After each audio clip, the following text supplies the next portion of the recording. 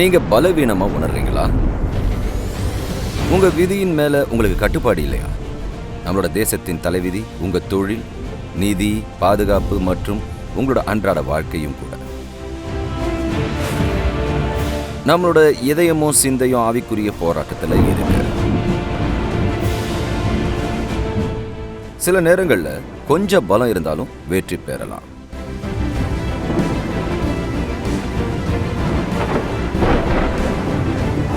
உங்க வாழ்க்கையில இருக்கிற உணர்ச்சி, உடல் அப்புறம் ஆவிக்குரிய குழப்பங்களை ஜெயிக்கிறதுக்கு உங்களுக்கு அதிகாரம் அளிக்கக்கூடிய ஒருத்தர் இருக்கிறாருன்னு என்னால சொல்ல முடியும். ஒரு வெற்றியாளரை விடவும், ஜெயிக்கிறவரை விடவும், ஜெயம் கொண்டவரை விடவும் அதிகமாகவும் ஒரு மேற்கொண்டவராக இருப்பதற்கான பலத்தை உங்களுக்கு கொடுக்கிறவர் அவர் தான். ஒரு மேற்கொள்பவரா உங்க தோல்விகளை விட உங்க வெற்றிகள் உங்களை வரையறுக்குது. ஒரு மேற்கொள்பவரா நீங்க தேவன் கொடுத்த கவசத்தை அணிஞ்சிக்கிறீங்க. அது எதிரிகள் கிட்ட இருந்து உங்களை பாதுகாக்குது. அப்புறம் உங்களோட ரொம்ப பெரிய தடைகளை வெல்றதுக்கு அதிகாரம் கொடுக்குது. மேற்கொள்ளும் ஆணாவும் பெண்ணாவும் இருக்க அழைக்கப்பட்டிருக்கோம். வெற்றிலையும் வலிமையிலையும் அமைதியிலையும் அன்பிலையும் நடக்க நாம அழைக்கப்பட்டிருக்கோம். சில நேரங்கள்ல அவங்க எப்படி இருக்காங்கன்னு நான் அவங்க கிட்ட கேட்கும்போது, கஷ்டமான சூழ்நிலையில நான் நல்லா இருக்கேன்னு சொல்றதை நான் கேட்டிருக்கேன். ஆனா நம்ம சூழ்நிலைகளுக்கு உட்பட்டவர்கள் இல்லை, சூழ்நிலைகளுக்கு மேலானவங்க. நாம தாழ்த்தப்பட்டவர்கள் இல்லை, நாம ஜெயிப்பவர்கள். ஆமென்.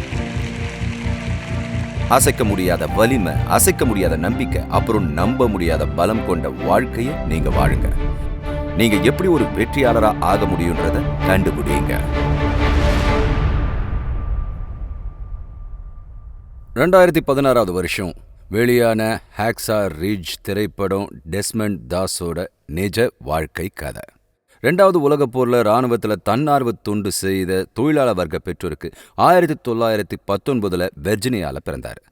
ஆனால் அவர் ரொம்பவும் பக்தியுள்ள நபராக இருந்ததுனால ஒருபோதும் துப்பாக்கி எடுத்துட்டு போகக்கூடாதுன்னு தேவன் கட்டளையிட்டதா அவர் நம்பினார். அதனால் ஒரு மருத்துவராக பயிற்சி பெற்று ஒரு துப்பாக்கி நிறுவனத்தில் நியமிக்கப்பட்டார். போருக்கு போகிறதுல பிடிவாதமாக இருந்தும் ஆயுதம் ஏந்த மறுக்கிறத கற்பனை செஞ்சு பாருங்க. அவர் தன்னோட நம்பிக்கை காரணமாக அவரோட சக வீரர்கள் எல்லார்கிட்ட இருந்தும் கேலி, துஷ்பிரயோகம் அப்புறம் அவமதிப்பை பெற்றார். அவர் தன்னோட மேலதிகாரிகளோட வெறுப்பையும் சம்பாதிச்சார். ஆனால் அவர் ஒருபோதும் மனம் தளரலை. 2014 தாஸ் பத்தின ஆவணப்படத்தை எடுத்த டெரி பெனடிக்ட் ஒரு நல்ல சிப்பாய் எப்படி இருப்பாருன்ற இராணுவத்தோட மாதிரியோட அவர் பொருந்தலன்னு சொன்னார். ஆனால் 1945 வருஷம் ஏப்ரலில் டாஸோட நிறுவனம் பசிபிக் போரோட பயங்கரமான யுத்தமான ஒகினாவா போரில் போராடினப்போ எல்லாமே மாறிச்சு. ஒகினாவாவை வெல்றதுக்கான திறவுகோல் 400 அடி குன்றின் மேலே ஜப்பானிய கோட்டையை அடைவதாகும். இதை அமெரிக்கர்கள் ஹாக்ஸா ரிட்ஜ்னு அழைச்சாங்க. ஒரு பயங்கரமான போர் மூண்டது. ஆனால் ஜப்பானியர்கள் தங்களோட நிலையை தக்க வச்சுக்கிட்டாங்க. கடைசியாக டாஸின் படை பின்வாங்க உத்தரவிடப்பட்டது. ஆனால் களம் முழுக்க அமெரிக்க உடல்கள் செதறி கிடக்கிறத டாஸ் பார்த்தாரு. காயம்பட்டவர்கள் இருக்கிறத அவர் அறிஞ்சிக்கிட்டாரு. அதனால் அவர் பின்தங்கினார். மேலும் இயந்திர துப்பாக்கி அப்புறம் பீரகி குண்டுகள் அவரை சுற்றிலும் வெடிச்சதுனால அவர் திரும்ப அபாய இடத்துக்கு ஓடினார். காயமடைஞ்ச படை வீரர்களை குன்றின் விளிம்புக்கு எடுத்துட்டு போய் ஒரு தற்காலிக கயிறு கர்னில அவங்கள பாதுகாப்பா இறக்கி வச்சாரு. மேலும் காயமடைஞ்ச அமெரிக்கர்கள் மலை சரிவில் இல்லைன்றத உறுதி செய்கிற வரைக்கும் 12 மணி நேரம் அவர் இந்த கடினமான பணியை தொடர்ந்து செஞ்சார். அவர் மலை தொடரை விட்டு வெளியேற நேரத்தில் டெஸ்மண்ட் டாஸ் 75 பேரோட உயிரை காப்பாற்றி இருந்தார். சில நாட்களுக்கு அப்புறம் அமெரிக்கர்கள் ஹாக்ஸா ரிட்ஜை எடுத்துக்கிட்டாங்க. அதே நேரத்தில் டாஸ் காயமடைஞ்ச ஒரு ஆரம்ப மருத்துவமனையில் இருந்தார். ஆரம்ப தாக்குதலில் அவர் தொலைச்ச விலமதிப்பற்ற எரிந்த அப்புறம் மேன்மையான பைபிளை அவரோட உயர் அதிகாரி அவர்கிட்ட கொண்டு வந்தப்போ அந்த நிறுவனத்தில் இருக்கிற ஒவ்வொரு மனிதனும் அவனோட விசுவாசத்தை கேலி செஞ்ச அதே மனிதர்களும் இந்த மனிதனின் பைபிளை அவங்க கண்டுபிடிக்கிற வரைக்கும் அந்த துறையில் அவங்க தேடணும்னு வலியுறுத்தப்பட்டாங்க. அவரோட நம்ப முடியாத சாதனைக்காக டாஸுக்கு கங்க்ரெஷனல் மெடல் ஆஃப் ஆனர்ன்ற பதக்கம் கொடுக்கப்பட்டுச்சு. பல வருஷங்களுக்கு அப்புறம் அந்த ராத்திரி தொடர்ந்து பயமில்லாமல் வேலை செய்ய எப்படி பலம் கிடைச்சதுன்னு அவர்கிட்ட கேட்டாங்க. அவரோட பதில் ரொம்பவே எளிமையானது. ஒவ்வொரு முறையும் அவர் மற்றொரு காயமடைஞ்ச மனுஷனை மலையின் கீழே பாதுகாப்பாக இறக்கி முடிக்கும்போது, ஆண்டவரே இன்னும் ஒருத்தரை காப்பாற்ற எனக்கு உதவும்னு பிரார்த்தனை செஞ்சாராம். டெஸ்மண்ட் டாஸ் ஒரு ஜெயங்கொள்பவராக இருந்தார். மேலும் என்னோட மதிப்பீட்டில் பல வெற்றியாளர்கள் இருக்காங்க. அதுல பலவற்றை நீங்க பைபிள்ல காணலாம். பழைய ஏற்பாட்டுல எனக்கு பிடிச்ச ஜெயங்கொள்பவர் தாவீது. அவர் எல்லா காலத்திலையும் சிறந்த பழைய ஏற்பாட்டு ஜெயம் கொண்டவரா இருக்கலான்னு நான் நினைக்கிறேன். உங்களுக்கே தெரியும், தாவீது தன்னோட வாழ்க்கையில நிறைய போர் செஞ்சாரு. ஆனா அவரோட முதல் போரை தான் நாம நல்லா நினைவில் வச்சிருக்கோம். அந்த நாள்ல அவர் கோலியாத்ன்ற ராட்சசனை தோற்கடிச்சாரு. இப்போ தாவீதோட வாழ்க்கையில ஜெயங்கொள்பவரோட சவால் அந்த காட்சியில உன்னதமான ஒன்னா இருந்தது. இன்னைக்கு நீங்க இஸ்ரேலுக்கு போனீங்கன்னா ஒரு ஆழமான பள்ளத்தாக்கு, 2 மலைகளுக்கும் இடையில ஒரு இடம் இருக்கிறத உங்களால பார்க்க முடியும். தாவீதுக்கும் கோலியாத்துக்கும் இடையில போர் நடந்த இடமா இது கூறப்படுது. இங்க ஒரு மலையோட உச்சியில இஸ்ரவேலோட படை இருந்தது. இங்க இன்னொரு மலையில பெலிஸ்தியர்களோட படை இருந்தது. அவர்களுக்கு இடையில இருக்கிற பள்ளத்தாக்குல இந்த சமவெளி இருந்தது. நம்பலனாலும் அது 100 அடி அகலம், ஒரு கால்பந்து மைதானத்தோட அளவு. இந்த சமவெளிக்கு நடுவுல இந்த 2 படைகளுக்கு இடையில கோலியாத்ன்ற பெரிய ராட்சச நின்னுக்கிட்டு இருந்தான். இஸ்ரவேலர்களோட பக்கத்துல இருந்து தாவீதுன்ற வாலிபன் வந்தான். 1 சாமுவேல் 17 தாவீது அப்புறம் கோலியாத்தோட கதை ஒரு சிறுவன் ஒரு ராட்சசனோட சண்டையிடுறத பத்தின கதை மட்டும் இல்லை. இது காலங்காலமா இருந்துகிட்டு வர மோதல். சாத்தான் முதல்ல தேவனுக்கு எதிராக கலகம் செய்யறதுல இருந்து ஏற்பட்ட மோதலோட கதையை இது சொல்லுது. நன்மைக்கும் தீமைக்கும் இடையிலான கதை. ஜீவனுள்ள தேவனுக்கு எதிரா பிசாசு அப்புறம் அவனோட படையோட கிளர்ச்சி இது. அப்படின்னா இந்த எதிர்பாராத எதிரிகள் எப்படி அங்க வந்தாங்க? நான் ராட்சசன் கோலியாத் கிட்ட இருந்து ஆரம்பிக்கிறேன்.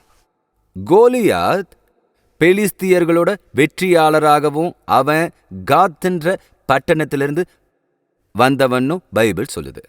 வாக்கு பண்ணப்பட்ட தேசத்தை பத்தின அவ்விசுவாச செய்தியோட மோசே கிட்ட திரும்பி வந்தப்போ வேவு பார்த்தவங்க குறிப்பிட்ட இடம் இந்த காத் ஆகும். அவங்க வாக்களிக்கப்பட்ட தேசத்துக்கு வேவு பார்க்க போய் திரும்பி வந்து அங்க எல்லா வகையான ராட்சதர்களும் இருக்கிறதா சொன்னது உங்களுக்கு நினைவு இருக்கும். அவங்க காத் பத்தி பேசிக்கிட்டு இருந்தாங்க. விசுவாசமில்லாத வேவுக்காரர்களோட கூற்றுப்படி அங்கதான் ராட்சசர்கள் இருந்தாங்க. இந்த ராட்சசர்கள் பெரியவங்க, வேவுக்காரர்கள் வெட்டுக்கிளிகள் தங்களுக்கு பக்கத்துல இருக்கிற மாதிரி உணர்ந்ததா சொன்னாங்க. அங்க இருந்துதான் கோலியாத் வந்தாரு. அவரு காத்ல இருந்து வந்தாரு. அவன் எவ்வளவு பெரியவன்? 1 சாமுவேல் 17:4 காத் ஊரானாகிய கோலியாத் என்னும் பேருள்ள ஒரு வீரன் பெலிஸ்தியரின் பாளையத்திலிருந்து புறப்பட்டு வந்து நடுவே நிற்பான். அவனோட உயரம் 6 முழம் 1 ஜான்னு சொல்லப்பட்டிருக்கு. அதனால உங்களுக்காக அதை மொழிபெயர்க்கிறேன். சராசரி மனிதனோட உயரம் சுமார் 5 அடி உயரமா இருந்த ஒரு காலத்துல கோலியாத்தோட அளவு 9 அடி 6 அங்குலம் இல்லனா 9 அடி 9 அங்குலத்துக்கு இடையில இருந்தது.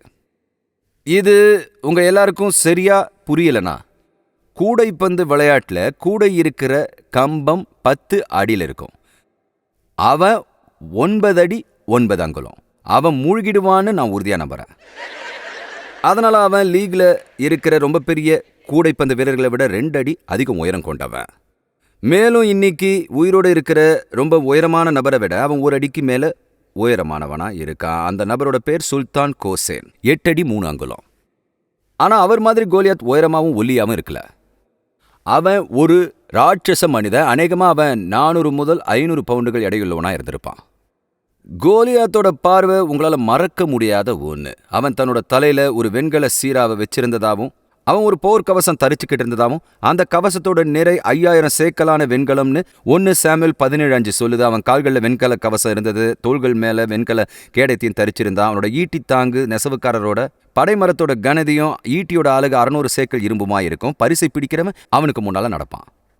இந்த செய்தியை தயாரிக்க நான் படிச்சுக்கிட்டு இருந்தப்போ எனக்கு பிடிச்ச எழுத்தாளர்கள் ஒருத்தரான மால்கம் கிளாட்வெல் வெளியிட்ட ஒரு புத்தகம் வெளியே வந்துச்சு. அவர் ஒரு மதசார்பற்ற எழுத்தாளர். பல பிரபலமான புத்தகங்களை எழுதியிருக்காரு. அவர் தாவீது அப்புறம் கோலியாத்ன்ற புத்தகத்தை எழுதினாரு. அண்டர் டாக்ஸ், மிஸ்ஃபிட்ஸ், அப்புறம் the art of battling giants.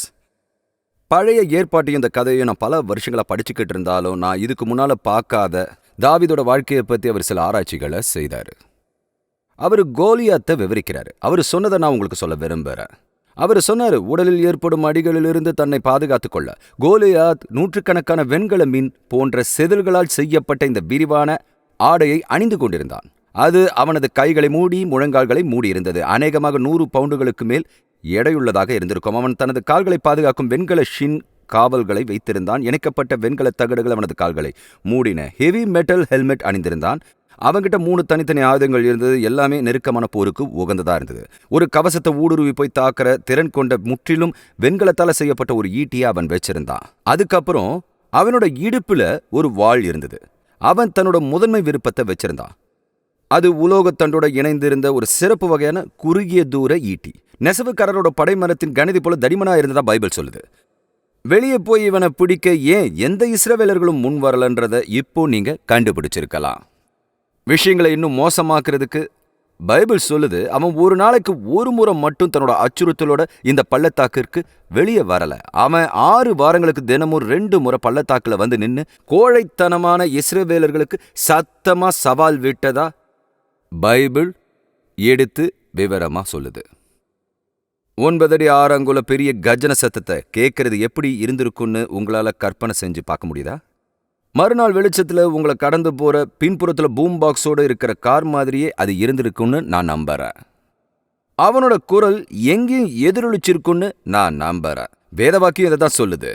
Goliath நின்னு இஸ்ரவேல் சேனைகளை நோக்கி கூக்குரல் இட்டு, அவர்களை நோக்கி நீங்கள் யுத்தத்திற்கு அணிவகுத்து நிற்கிறது என்ன? நான் பெலிஸ்தேன் அல்லவா? நீங்கள் சவுலின் சேவகர் அல்லவா? உங்களில் ஒருவனை தெரிந்து கொள்ளுங்கள், அவன் என்னிடத்தில் வரட்டும். அவன் என்னோடு யுத்தம் பண்ணவும் என்னை கொல்லவும் சமர்த்தனானால் நாங்கள் உங்களுக்கு வேலைக்காரராய் இருப்போம். நான் அவனை ஜெயித்துக் கொள்வேனானால் நீங்கள் எங்களுக்கு வேலைக்காரராய் இருந்து எங்களை செவிக்க வேண்டும் என்றான். பின்னும் அந்த பெலிஸ்தன், நான் இன்றைய தினம் இஸ்ரவேலுடைய சேனைகளை நிந்தித்தேன், நாம் ஒருவரோடு ஒருவர் யுத்தம் பண்ண ஒருவனை விடுங்கள் என்று சொல்லிக் கொண்டு வருவான். சமவெளியோட 2 புறமும் கேட்கிற அளவுக்கு அவன் நீண்ட சத்தத்தோட கர்ஜித்தான். அவனுக்கு மைக்ரோஃபோனோ மெகாஃபோனோ தேவையே இல்லை. அவனுடைய உடலின் அளவுக்கே அவனுடைய குரல் இருந்தது. இதுக்கு இஸ்ரவேலர்கள்ல ஒருத்தரும் பதில் சொல்லக்கூட துணியல. அப்பெல்லாம் 2 பேருக்கும் இடையில சண்டைன்றது சாதாரணமான விஷயம். அவங்க இந்த யோசனையை கொண்டு வந்ததுனால நாம ஏன் எதிரியை அழித்து திறமைமிக்க நிறைய போர் சேவகர்களையும் இழக்கணும்? அதனால பெலிஸ்தியர்கள் சண்டையை பொருளாதார ரீதியா தீர்க்க விரும்பினாங்க. ஒவ்வொரு தரப்பும் சண்டைக்கு ஒருத்தரை அனுப்பிச்சு இந்த 2 மனிதர்களும் மரணம் வரைக்கும் போராடுவாங்க. வெற்றியாளரோட தேசம் வெற்றி பெற்றதா அறிவிக்கப்படும். தோல்வியற்றவர்களோட தேசம் எதிரியால அடிமைப்படுத்தப்பட்டு கொடூரமா நடத்தப்படும். அதனால அது ஜெயம் கொள்பவர்களோட சவாலா இருந்தது. கோலியாத்தை பத்தி கொஞ்சம் யோசிச்சு பாருங்க. இந்த பிரம்மாண்டமான மிருகத்தனமான மனுஷனை பத்தி உங்க மனசுல ஒரு நல்ல படத்தை பெறுங்க. 7 பள்ளத்தாக்குல 2 பேருக்கும் நடுல அவன் நின்னான். இப்போ ஜெயம் கொள்பவரோட கதாபாத்திரம். கோலியாத்தை எதிர்கொள்ள சில போர் வீரர்கள் தேவைப்படுவாங்க. சவுலோட படையிலிருந்து யாரும் அந்த வேலையை செய்ய தயாரா இல்லை. ஆனா இங்க தாவீது வராரு. தாவீது ஈசாயோட இளைய மகன். ஈசாய்க்கு 8 மகன்கள் இருந்தாங்கன்றது உங்களுக்கு தெரியும். மேலும் தாவீது இஸ்ரவேலோட அடுத்த ராஜாவா சாமுவேல் தீர்க்கதரிசியால அபிஷேகம் செய்யப்பட்டாரு. ஆனா அவர் அபிஷேகம் செய்யப்பட்ட 15 வருஷங்கள் வரைக்கும் ராஜாவாகல. அவரோட ஆட்சிக்கான நேரம் இன்னும் வரவே இல்லை. அவர் இன்னும் தன்னோட தந்தையோட வீட்டில் வசிச்சுக்கிட்டு வந்தாரு. ஆடுகளை மேய்ச்சிக்கிட்டு இருந்தாரு. அவரோட 3 மூத்த சகோதரர்கள் நம்ம வேதத்திலிருந்து கத்துக்கிட்டபடி ஏற்கனவே போருக்கு போயிருந்தாங்க. அவங்க அந்த ஒரு மலையில இஸ்ரவேலிய ராணுவத்தோடு நின்றுக்கிட்டு இருந்தாங்க. ஒரு நாள் ஈசாய் தன்னோட இளம் மகன் தாவீது கிட்ட வந்து, நீ உன் சகோதரர்களை பார்க்க போகணும்னு நான் விரும்புறேன்னாரு. நீ அவங்களுக்கும் அவங்களோட அதிபதியானவனுக்கும் உணவு எடுத்துட்டு போகணும், சில வருத்த பயிர், அப்புறம் அப்பம்.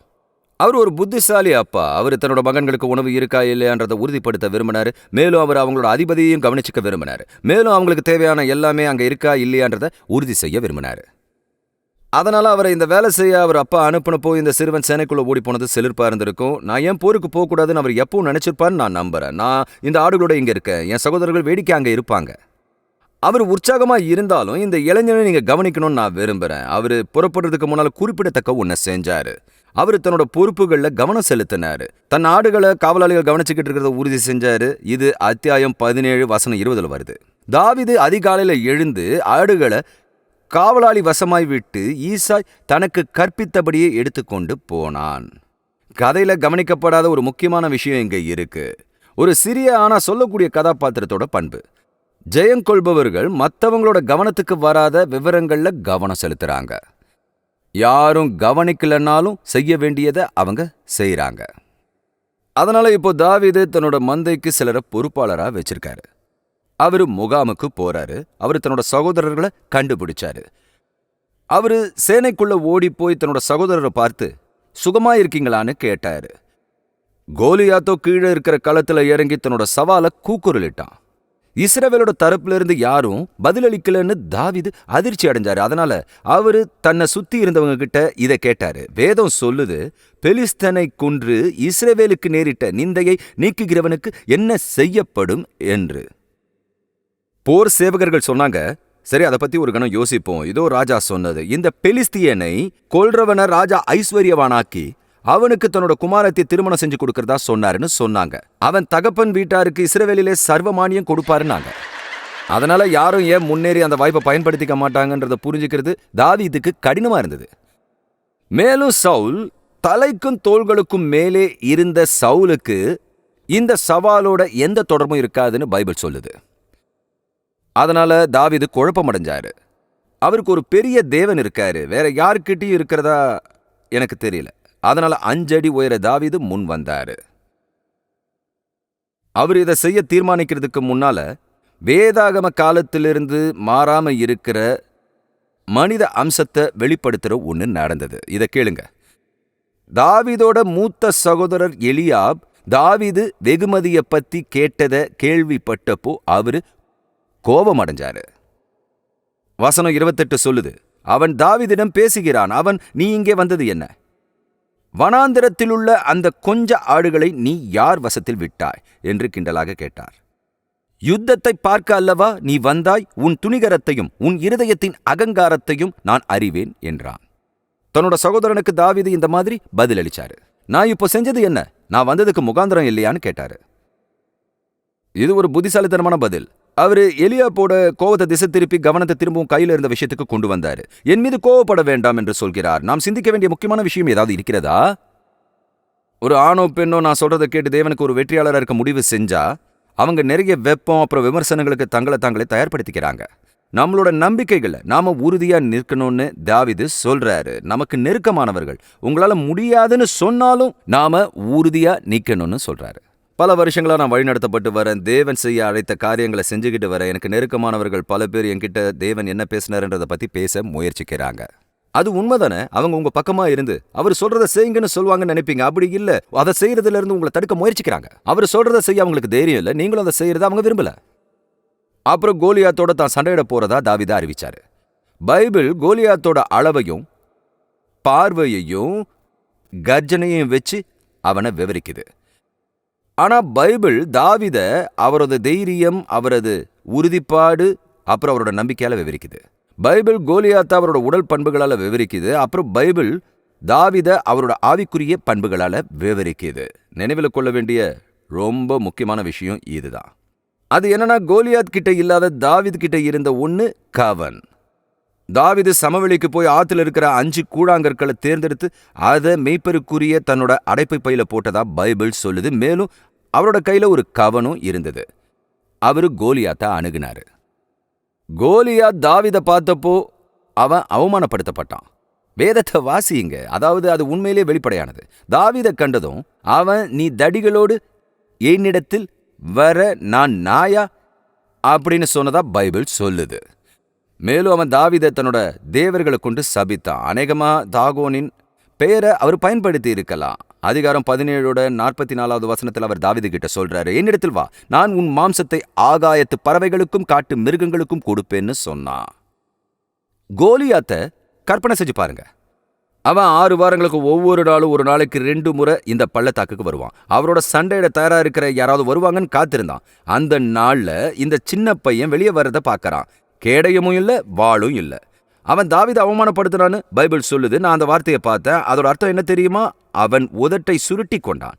அதுக்கு தாவீது பதிலளிச்சாரு, நீ பட்டயத்தோடும் ஈட்டியோடும் கேடகத்தோடும் என்னிடத்தில் வருகிறாய். நானோ நீ நிந்தித்த இஸ்ரவேலுடைய இராணுவங்களின் தேவனாகிய சேனைகளுடைய கர்த்தரின் நாமத்திலே உன்னிடத்தில் வருகிறேன். இன்றைய தினம் கர்த்தர் உன்னை என் கையில் ஒப்புக் கொடுப்பார். நான் உன்னை கொன்று உன் தலையை உன்னை விட்டு வாங்கி பெலிஸ்தருடைய பாளையத்தின் பிணங்களை இன்றைய தினம் ஆகாயத்து பறவைகளுக்கும் பூமியின் காட்டு மிருகங்களுக்கும் கொடுப்பேன். அதனால் இஸ்ரவேலில் தேவன் ஒருவர் உண்டு என்று பூலோகத்தார் எல்லோரும் அறிந்து கொள்வார்கள். கர்த்தர் பட்டயத்தினாலும் ஈட்டியினாலும் ரட்சிக்கிறவர் அல்ல என்று இந்த ஜனக்கூட்டமெல்லாம் அறிந்து கொள்ளும். யுத்தம் கர்த்தருடையது, அவர் உங்களை எங்கள் கையில் ஒப்புக் கொடுப்பார் என்றான். அதுவே தாவீதின் பேச்சு. ஆமென். உங்களுக்கு புரியுமான்னு எனக்கு தெரியல, ஆனா தாவீது நகரத்தோட ரொம்ப பெரிய கொடுமைக்காரனை கோவப்படுத்தி இருக்காரு. தாவீது சொல்றது கடவுள் இல்லைன்னா தாவீது ஒரு வரலாறு. அவர் வேணுனே கோலியாத்தை மிரட்டினாரு. அப்படி செய்யறதன் மூலமா போர்ல வெற்றி பெற தன்னை தயார்படுத்திக்கிறாரு. அடுத்து என்ன நடக்கிறதுன்னு கவனிங்க. கோலியாத் தாவீதுக்கு எதிராக கிட்டி வருகிறான்னு பைபிள் சொல்லுது. அப்புறம் தாவீது அந்த ராட்சசனை நோக்கி தீவிரமா ஓடுனாருன்னு பைபிள் சொல்லுது. நீங்க மலையில இருந்து பார்த்துக்கிட்டு இருந்தீங்கன்னா இந்த மிகப்பெரிய ஆயுதம் ஏந்திர மனுஷன் ஆயுதமற்ற சிறுவனை நோக்கி நடக்க ஆரம்பிக்கிறத நீங்க பார்த்திருப்பீங்க. அப்புறம் நீங்க ஆச்சரியமான ஒண்ணு பார்த்திருப்பீங்க. அந்த சிறுவன் இந்த சிறுவனை நோக்கி ஓடத் தொடங்குறத பார்த்திருப்பீங்க.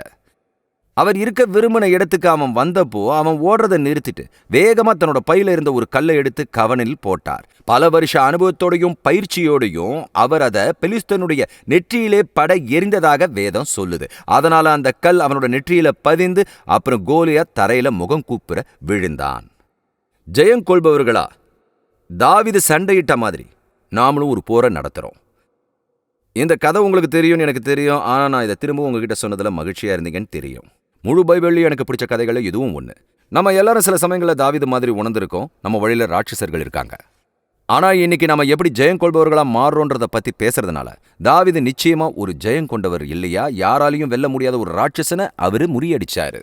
இப்போ இந்த கதையை நம்ம சொந்த அனுபவங்களோட தொடர்புபடுத்த முடியுமான்றதை பார்க்க நம்ம கொஞ்ச நேரம் எடுத்துக்கணும். நாம எல்லாரும் நல்லா தெரிஞ்ச இந்த பழைய ஏற்பாட்டு கதையிலிருந்து கத்துக்கிட்ட பாடங்களை நம்மளோட சொந்த வாழ்க்கையில எப்படி பயன்படுத்துறது, தேவனுடைய வழிநடத்துதலின் கீழே தாவீதின் செயல்களிலிருந்து நம்ம என்ன கத்துக்கலாம்? முதலாவதா நான் உங்களுக்கு சொல்ல விரும்புறது என்னன்னா, உங்களோட நண்பர்களோட ஊக்கமின்மையை அனுமதிக்க கூடாது. நான் உங்களுக்கு ஒன்ன சொல்ல விரும்புறேன். நீங்க தேவனுக்கு ஏதாவது பெரிய காரியத்தை செய்ய விரும்புனீங்கன்னா நீங்க தோல்வி அடைவதற்கான எல்லா காரணங்களையும் உங்க சகோதர சகோதரிகளிடம் கேட்க தயாரா இருங்க. சவாலை ஏத்துக்க தைரியம் இல்லாதவர்கள் கிட்ட இருந்து அடிக்கடி விமர்சனம் வருது. அவங்க வெற்றி பெறலன்னா வேற யாரும் வெற்றி பெறக்கூடாதுன்றதுதான் அவங்களோட எண்ணமா இருக்கு. உங்க வாழ்க்கைக்கான தேவனோட நோக்கத்தை பத்தி உங்க நண்பர்கள் பேச அனுமதிக்காதீங்க. ரெண்டாவதா, உங்க பிரச்சனைகளை பத்தி தேவன் கிட்ட பேசுறது நல்லது. ஆனா சில நேரங்கள்ல நீங்க தேவனை பத்தி உங்க பிரச்சனைகளோட பேச வேண்டியிருக்கும். தேவனோட நற்குணத்தை பத்தி அவங்க கிட்ட சொல்லுங்க. அவரோட வாக்குறுதிகளை பத்தி தீர்க்க தரிசனம் சொல்லுங்க. சிலுவையின் வெற்றியை அவங்களுக்கு அறிவியுங்கள். உங்க பிரச்சனைகளை முன்னோக்கி பாருங்க. அப்புறம் போராட்டத்துல வெற்றி பெறுங்க. உங்க நண்பர்களால நீங்க சோர்வடைய வேண்டாம். தேவன் மேல உங்க கவனத்தை திடப்படுத்துங்க. அப்புறம் நான் இதை விரும்புறேன், உங்களோட முந்தைய வெற்றிகளை பற்றி சிந்தியுங்கள். நம்ம எல்லாருக்கும் கடந்த காலத்துல சில வெற்றிகள் இருக்கு. நம்ம ஒரு நாள் தேவனோட நடந்திருந்தால் சில வெற்றிகளை பெறுவோம். தாவீது செஞ்சதை பாருங்க.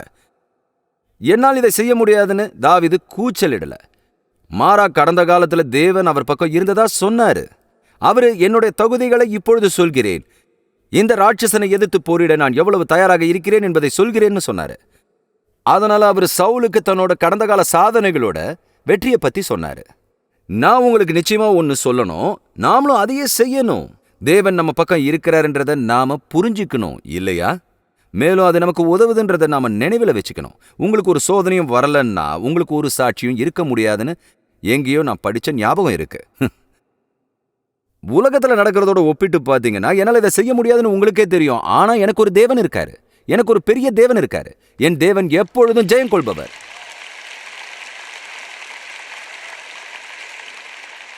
சரி, இப்போ நாலாவது, இது எனக்கு பிடிச்ச ஒண்ணு.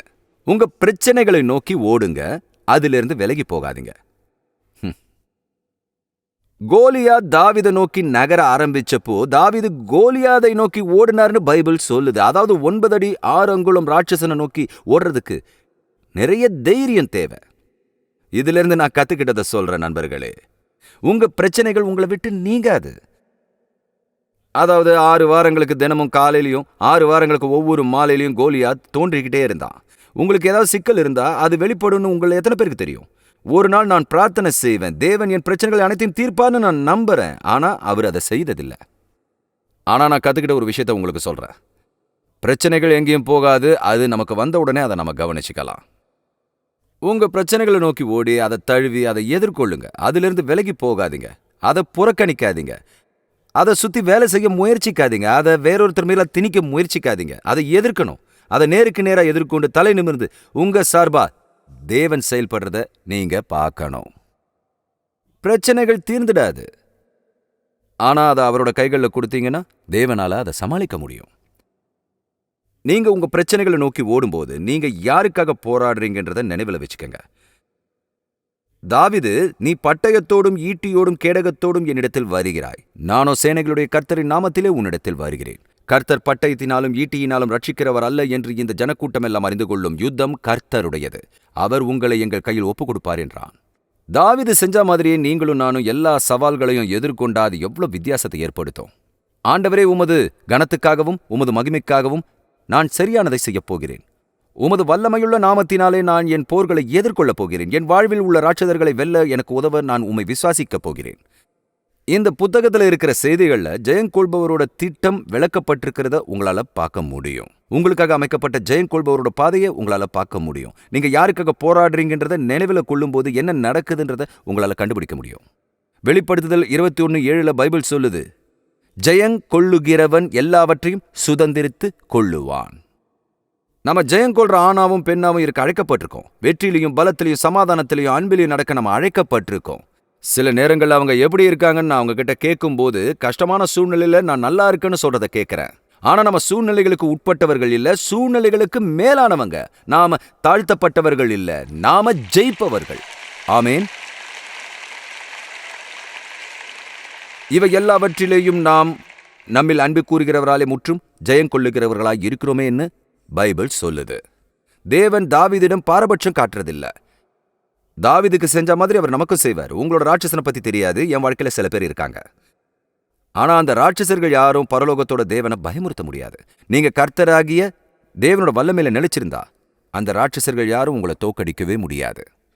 அதனால இது எல்லாத்தையும் நாம கடந்து போகும்போது சர்வ வல்லமையுள்ள தேவன் நம் பலவீனத்தை பலத்தால ஜெயம் கொள்ளவும், நம்மளோட கவலைகளை சமாதானத்தோட ஜெயம் கொள்ளவும், நம்ம வாழ்க்கையில பல விஷயங்களை சமாளிக்கவும் எப்படி உதவ போறாருன்றத நாம பார்க்க போறோம். கோலியாத்தை ஜெயிக்க தாவீதுக்கு உதவன அதே தேவன் நம்ம வாழ்க்கையில இருக்கிற ராட்சசர்களை ஜெயிக்க அவரோட கரங்கள்ல நம்மை ஒப்புக் கொடுக்க தேவன் காத்திருக்கிறார். ஒரு ஆமென் சொல்வீங்களா? ஆமென். உங்க எல்லாருக்கும் நன்றி.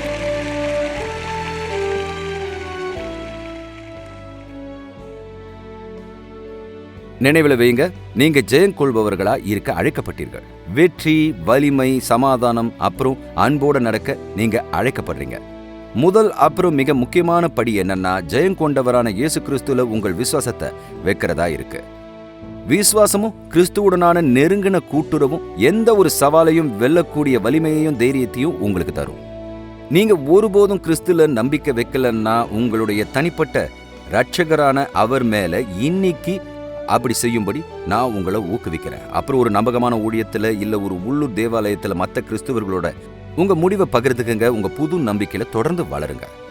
தேவன் உங்களை ஆசீர்வதிப்பாராக. அடுத்த முறை இங்க திருப்பு முனையில உங்களை பார்க்கறதுக்கு ஆவலோட காத்திருக்கேன்.